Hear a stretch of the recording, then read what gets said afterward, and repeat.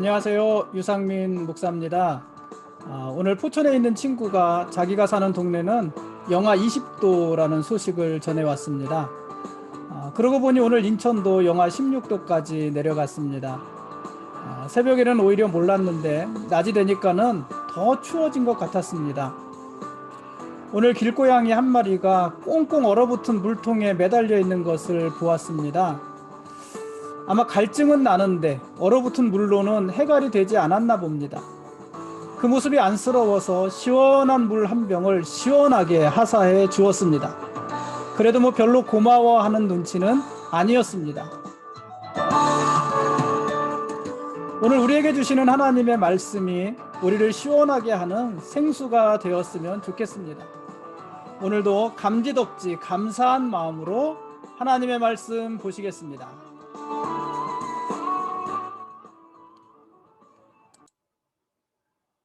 오늘 읽을 말씀은 창세기 18장에서 21장까지 말씀입니다. 우리는 지금 하나님께서 아브라함을 부르시고 그를 통해서 이스라엘 나라를 세워가시는 모습을 보고 있습니다. 하나님께서 이스라엘 나라를 세우시는 것은 오직 그들만을 구하기 위한 것은 아니었습니다. 하나님께서는 이스라엘 나라를 세우시고 그들을 제사장 나라로 삼으셔서 열국을 구원하고자 하시는 것입니다. 그렇기 때문에 아브라함이 아들을 낳고 또 그 아들이 아들을 낳고 아들을 낳아서 이스라엘 나라가 세워지게 되는 것은 우리들에게도 매우 중요한 일입니다. 그래서 아브라함이 결국 하나님의 약속대로 아들을 낳는 순간이 우리에게는 역사적인 순간이 되기도 하는 것입니다. 오늘 창세기 18장 말씀에서 아브라함을 하나님이 찾아오십니다. 그리고 아브라함의 아내 사라가 아들을 낳을 것이라고 말씀하십니다. 이런 말씀은 그동안 수차례 반복해서 하시던 말씀입니다. 그런데 창세기 18장에서는 그 말씀을 더욱 구체적으로 하십니다. 바로 내년 이맘때에 사라에게 아들이 있을 거라는 것입니다. 그러나 사라는 그 말을 온전히 믿을 수가 없었습니다. 아브라함은 이미 늙었고 자신은 노쇠했습니다. 더군다나 사라는 생리가 끊어졌습니다. 그러니 그들은 아들을 낳을 수 있는 입장이 아닙니다. 사라는 자기가 아들을 낳을 것이라는 하나님의 말씀을 들었을 때 속으로 웃었습니다. 왜 웃었을까요? 뭐 기가 막혀서 웃었을 수도 있고 민망해서 웃었을 수도 있을 것입니다. 어찌 보면 이런 사라의 반응은 지극히 당연하고 현실적인 반응입니다. 그러나 하나님은 전능한 왕이십니다. 천지의 창조주십니다. 하나님에게 현실적인 제한이 있을까요? 그런 것이 있을 리가 없지요. 14절 말씀대로 하나님께는 능하지 못한 일이 없으십니다.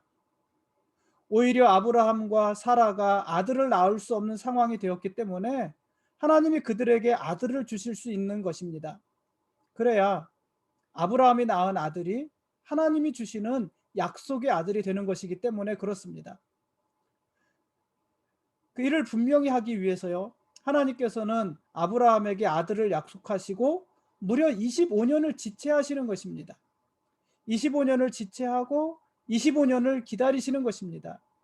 그 기간 동안에 사라는 생리가 끊어졌고 아브라함은 할례를 받았습니다. 그리고 하나님은 쪼개진 재물 사이를 혼자 지나가셨습니다. 그게 다 무슨 의미라고 했습니까? 이제 아브라함이 낳을 아들은 하나님이 주시는 아들이라는 것입니다. 그렇지 않고는 아브라함이 아들을 낳을 수가 없는 것입니다. 그러므로 이제 아브라함이 낳을 아들이야말로 하나님이 주시는 약속의 아들이 되는 것입니다. 창세기 21장에서 마침내 사라가 이삭을 낳았습니다. 그때 아브라함의 나이가 100살이었고 사라의 나이가 90살이었습니다. 우리가 아무것도 할 수 없을 때, 그때가 하나님이 일하실 때입니다. 만일 하나님이 우리를 돕지 않으신다면 어쩌면 그것은 아직도 우리가 우리 힘으로만 일하려 하기 때문일지도 모릅니다. 우리는 하나님께 강하게 해달라고 기도하지만 하나님은 오히려 약한 자를 들어서 강하게 사용하시는 분이십니다. 그래서 믿음은요, 자기가 강해지는 것이 아니라 자기의 약함을 감당하면서 하나님을 의지하는 것이고, 하나님의 시간을 기다리면서 하나님의 방법을 신뢰하는 것입니다. 아브라함이 그 믿음을 배우는 것입니다. 아브라함은 하나님 앞에 수없이 넘어지고 실수했지만은, 그러나 그런 과정을 통해서 비로소 이런 믿음을 깨닫게 되고 소유하게 되는 것입니다. 창세기 19장에는 소돔성에 대한 하나님의 심판 이야기가 기록되어져 있습니다. 이 소돔은 아브라함의 조카 롯이 거하는 곳이었잖아요. 소돔은 풍요로운 곳이었지만 죄악이 가득한 곳이었습니다. 롯은 소돔 땅에 살면서 많은 것을 얻었지만, 많은 풍요로움을 얻었지만, 그러나 그의 영혼은 항상 불편하고 힘들었습니다. 왜냐하면 그곳은 죄악된 땅이었기 때문에 그렇습니다. 그래서 베드로후서 2장 7절과 8절 말씀에 보면 그 당시 소돔 땅이 어떤 땅이었는지, 그리고 그곳에 사는 이 롯은 어떤 마음이었는지를 이렇게 기록을 합니다. 베드로후서 2장 7절 8절 말씀입니다. 무법한 자들의 음란한 행실로 말미암아 고통당하는 의로운 롯을 건지셨으니, 이는 이 의인이 그들 중에 거하여 날마다 저 불법한 행실을 보고 들으므로 그 의로운 심령이 상함이라. 소돔과 고모라는 악한 곳이었습니다. 그곳에 사는 사람들은 무법한 자들이었고 그 행실은 음란했습니다. 소도마이트라는 단어가 있는데요. 이 소도마이트라는 단어는 소돔 사람들이라는 말이에요. 근데 소돔 사람들이라는 말인데, 이 말은 어떤 의미를 가지고 있는 말이냐면은 남색하는 자, 이런 의미를 가지고 있는 말이에요. 그러니까 남색하는 자라는 말을 사용을 할 때 소도마이트, 소돔 사람들, 이렇게 사용을 하는 것입니다. 그만큼 이 소돔 땅은 악하고 문란한 도시였던 것입니다. 그래서 롯은 소돔에 사는 내내 마음이 상했습니다. 그의 삶은 고통스러웠습니다. 그런데 이상하지 않습니까? 그래도 롯은 소돔을 떠나지 않았습니다. 롯은 여전히 소돔 땅에 거하며 그곳에서 살았습니다. 왜 그랬을까요? 왜냐하면 그곳은 악한 도시였지만 그러나 풍요로운 도시였기 때문에 그렇습니다.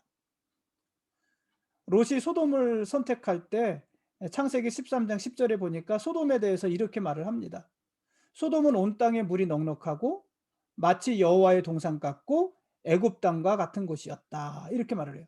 그것을 보고 롯이 소돔 땅을 선택한 것이었잖아요. 창세기 14장에 보면은 아리옥과 그돌라오멜 등 이 연합군들이 소돔과 전쟁하는 모습이 나왔었잖아요. 근데 이때 소돔과 전쟁했던 아리옥, 그돌라오멜, 이런 연합군들은 어디서부터 소돔을 공격해 온 사람들이냐면은 시날, 엘람, 이런 곳에서부터 연합군을 형성해서 소돔을 공격한 사람들이에요.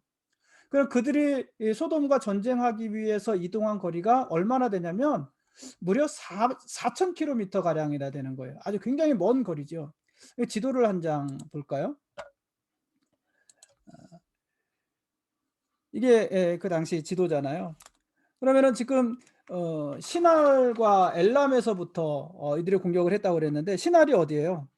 시날이 여기가 시날이잖아요. 그 엘람이 여기예요. 여기가 엘람.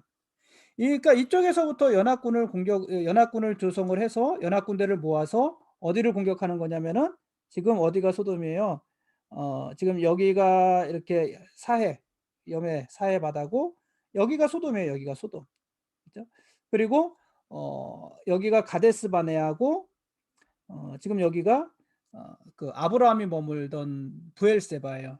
그럼 이 연합군들이 여기서 군대를 조직을 해서 이렇게 북쭉 올라가서 북쪽에서부터 이렇게 공격해 내려오는 거예요. 그래서 먼저 가데스 바네아까지 공격을 하고, 가데스 바네아까지 공격한 후에 다시 북쪽으로 올라가면서 소돔을 공격하게 되는 것이에요. 이 거리가 무려 4천 킬로미터 정도나 되는 아주 굉장히 먼 거리였다는 것이죠. 이 먼 거리를 공격해 온 것입니다. 그럼 이들은 왜 이렇게 먼 곳에 있는 소돔 땅을 공격했던 것일까요? 그것은 그만큼 소돔 땅이 풍요로운 곳이었기 때문입니다. 특히 소돔에는 그 당시에 금보다도 귀했다는 소금이 풍부한 곳이었습니다. 그러니까 무려 4천 킬로미터를 이동해서라도 공격하고 점령할 가치가 있는 땅이 바로 소돔이었다는 것입니다. 그런데 이 풍요로움이 롯의 발목을 붙잡았던 것입니다. 롯은 소돔 땅에 사는 내내 고통스럽고 마음이 불편했지만 그곳이 주는 이익을 포기할 수도 없었습니다. 그래서 롯은 하나님이 불과 유황으로 소돔 땅을 심판하실 때까지 그곳을 떠나지 못합니다. 심지어는 하나님의 심판이 당장 임할 것이라는 천사들의 경고를 듣고도 롯은 지체합니다. 금방 떠나지 못합니다. 그래서 천사들이 롯의 손을 잡고 롯을 피신시켜야지만 했습니다. 소돔에서 롯의 삶은 항상 이랬던 것입니다. 그러는 동안 그 가족들은 어떻게 됐을까요? 그러는 동안 그 가족들은요, 그 영혼이 무너졌습니다. 롯은 자기 믿음을 지킨 사람일 수 있어요. 그래서 베드로 후서에서도 롯을 의로운 사람이라고 그랬잖아요. 그러니까 자기 믿음을 지킨 사람일 수도 있는데, 그러나 그 믿음을 가지고 갈팡질팡 우왕좌왕했던 거예요. 그리고 그러는 동안에 그 가족들의 영혼은 다 무너져 내린 것입니다. 하나님이 소돔성을 심판하실 때 롯의 부인은 어떻게 됐죠? 소돔 기둥이 됐습니다. 왜요? 소돔에 대한 미련을 버리지 못했거든요. 그래서 소돔 기둥이 되었어요. 소돔 땅에 사는 동안 롯의 두 딸은 그곳 문화에 심취했고요. 그래서 하나님을 우습게 여기는 그곳 남자들과 결혼을 약속하는 사이가 됐습니다. 그런데 이 사위들은 롯의 사위가 될 사람들이잖아요. 롯의 사위가 될 이 사람들은 하나님의 말씀을 농담으로 여기다가 하나님이 소돔성을 심판하실 때 그곳에서 죽고 말았습니다. 롯의 두 딸은요, 간신히 하나님의 심판을 피하기는 했지만은 그 후에 자기 아버지를 술 취하게 하고 그 아버지와 동침하여서 각각 모압과 베남미라는 아들을 낳잖아요. 롯의 집안이 완전히 깨어진 것입니다. 무너진 것입니다. 롯은 자기 자신은 불 가운데 간신히 구원을 받았지만 그의 집은 망한 것입니다. 왜 이렇게 됐을까요? 롯이 소돔을 떠나지 못했기 때문입니다. 롯이 하나님과 소돔 사이에서 갈등하면서 여전히 소돔 땅에 머물러 있었기 때문입니다. 그 영혼은 고통스러웠고 그 영혼은 상했지만 그래도 여전히 소돔 땅에 머물러 있었기 때문에 그러는 동안 그 가족들의 영혼은 죽고 그러는 동안 그 가족들은 하나님의 심판 가운데 멸망한 것입니다. 꽁꽁 얼어붙은 물로는 갈증이 해소되지 않습니다. 소돔이 주는 온갖 것들도 영혼의 갈증을 풀어주지는 못하는 것입니다. 올해 우리는 너와 네 집이 구원을 받으리라, 이 말씀을 묵상하고 있습니다. 가족의 구원은요, 저절로 이루어지지 않습니다. 먼저 예수 믿은 사람의 헌신과 수고와 의로운 선택과 결단이 없이는 그의 집은 구원받을 수 없습니다. 안타까워하는 마음만 가지고도 되지 않습니다. 누군가는 결단하고 그 몸이 움직여야 하는 것입니다.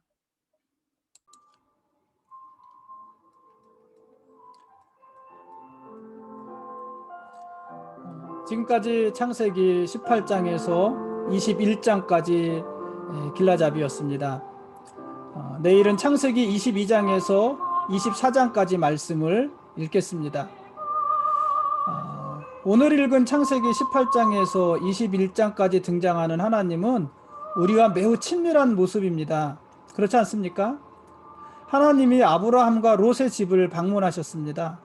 그리고 하나님은 그들과 함께 식사도 하셨습니다. 하나님이 사람의 집에 오셨다는 사실이 믿어지십니까? 뿐만 아니라 하나님은 아브라함과 함께 소돔성의 심판에 대해서도 매우 구체적인 말씀을 나누십니다. 아브라함은 소돔성을 위해서 중보하면서 소돔성에 의인 50명이 있으면 구원해달라는 부탁의 말로부터 시작을 해서 45명, 40명, 30명, 20명, 10명까지 무려 6번이나 자기의 말을 번복하면서 하나님께 요구합니다. 그런데 그때마다 하나님은 아브라함에게 대답하시고 또 그의 요구를 다 들어주십니다. 하나님이 아브라함과 함께 일하고 계시는 것입니다. 이렇게 친밀하신 하나님은 그 후 어떻게 하시죠? 아예 사람의 모습으로 이 땅에 오십니다. 그분이 바로 성육신하신 예수 그리스도십니다. 예수님은 이 땅에서 하나님의 나라를 전하셨고 그 후에 십자가에서 죽으셨습니다. 그리고 3일 만에 부활하셨고 40일 후에 승천하셨습니다. 사람으로 오신 하나님이 다시 하늘로 올라가신 것입니다. 그런데 그렇게 하늘로 올라가신 하나님은 다시 성령으로 모든 믿는 자들 속에 오셨습니다. 하나님이 한 사람의 집에 거하시는 정도가 아니라, 또 하나님이 사람의 모습으로 잠시 이 땅에 머무시는 정도가 아니라, 하나님이 아예 사람들 속으로 들어오셔서 사람들과 함께 사시고 사람들의 기도를 도우시고 사람들의 기도를 들으시면서 우리와 함께 하나님의 나라를 세워 가시는 것입니다. 하나님은 그렇게 친밀히 가까이 계신 분이시고 우리가 언제 어디서건 손을 뻗으면 만질 수 있고 눈을 돌리면 볼 수 있는 곳에 계시는 하나님이십니다. 아브라함 때부터 그랬습니다. 그 하나님이 주도적으로 우리와의 언약을 이루시고 우리의 손을 잡아 끌어주시면서 우리의 집을, 우리의 가족을 구원해 내시는 것입니다. 그런 하나님이 우리의 왕이십니다. 그리고 우리는 그분의 거룩한 백성들입니다. 이보다 더 완벽한 하나님의 은혜는 없습니다. 고맙습니다.